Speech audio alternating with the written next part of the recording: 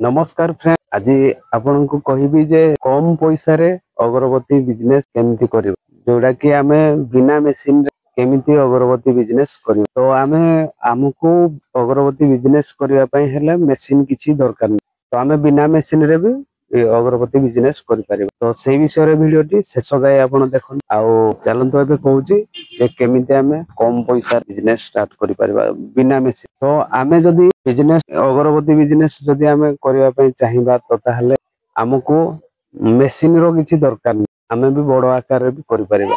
धरो आमे machine किनिबा, machine रे हमर खर्च आसीबो मिनिमम लाख 1.5 लाख टका खर्च आसीबो कम रे मु कहू। तो एते पैसा खर्च न करिके आमे 5,000 रु 10,000 भितरे भी स्टार्ट करि परिबा। तो केमिति करिबा, केमिति आमे स्टार्ट करिबा तो ताहले रॉ मटेरियल किछि आनी, रॉ मटेरियल आनिबा, रॉ मटेरियल किनि आनी की स्टार्ट करि। तो केमिति करिबा तो मु कहूची मार्केट रे मिलुची तो होलसेलर तो आमे रॉ मटेरियल आनी परफ्यूम आनिबा आउ ता पई कवर आनिबा, इनर पीपी आनिबा, तार खोल भलो स्टिक किनिबा जो बना हेइथिबो जो स्टिक भलो ब्लैक सब रॉ मटेरियल आनी की आमे परफ्यूम निजे करी डीपी ऑयल आनी तो निजे करी आमे ताकू पैकेट करी आमे ताकू मार्केट रे पूजा भंडार दुकान होबा होलसेलर दुकान देखि के आमे मार्केटिंग करबा।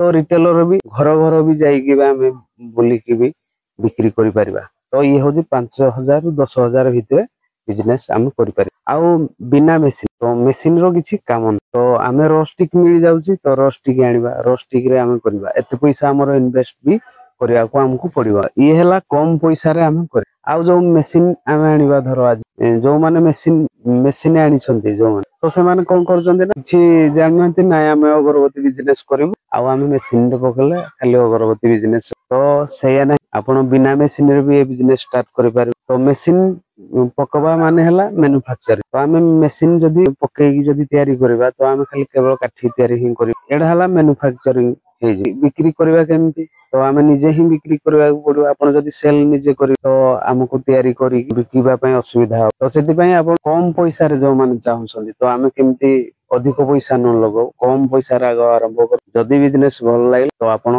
करिवे आकु करिवे। जदी आपण या विषय किछि जानि पाइले कि धरो आज कोन असुविधा हला तो कि करिवा पई इच्छा हला तो ताले आपनकर भी किछि लॉस होवार चांस नै। तो आउ बिजनेस करिवा पई हला आपण तो मेसिन आनु जदी भाई तो आपण निहाती 1.5 लाख 2 लाख 1.5 लाख मिनिमम तो 1.5 लाख टका आपनकर पैसा गल लास्ट रे मेसिन बिकुचन जदी चलै न पाइले कि तयारी करि न पाइले तो मेसिन बिकि दो। तो ता पूर्व से भली न करिवा पूर्व कि लॉस न हवा पूर्व आपण कोन पई 5,000 कि 10,000 स्टार्ट कोन पई करिवे। तो आमे कम रे आगो करू तापर जदी भलो लागिला आकु भी आमे करि पारि। तो बिना मेसिन रे भी आमे बड़ आकार रे भी आमे ए बिजनेस करि पारि। तो कोन पई मु कहूची जदी आमे आज 10,000 टकार जिंस आनी आउ थोर जदी हमरो भलो सेलिंग हैला तो आमे 20,000 30,000 50,000 लाख 2 लाख रे भी जिंस आमे आनी पारि। तो सेति पई मेसिन पकांतु नाही बोर फर्स्ट टाइम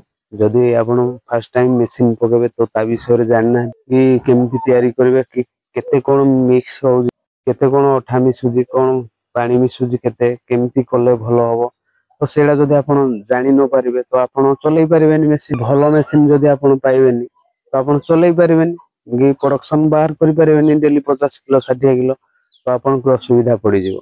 तो आपण लास्ट रे मेसिन बिकि तो ता पूर्वरु आपण ए मु जो कहिली ए भली आपण करंतु देखिबे भलो रहइबो। कम पैसा रे भी आपण ए बिजनेस पूरा बड़ आकार रे भी करि पारिबे ए पूरा गारंटी। जदी आपनकर भलो चलला आपण भी धीरे धीरे लोक लगेई कि भी आपण रॉ मटेरियल आनी कि आपण पैकेट करि कि मार्केट रे व्यापारी मान को भी आपण देबे होलसेल रेट रे भी आपण बिक्री करि पारिबे। तो ता पूर्वरु आमे मेसिन कोन पई पकवा तो आमे कम पैसा रे कोन पई बिजनेस आरंभ करि अधिक पैसा कोन पई लगवा गुटे बिजनेस हमरो ए बिजनेस हम कम पैसा रे भी आरंभ होई पारि। तो कम पैसा रे भी आमे बड़ भी करि पारि।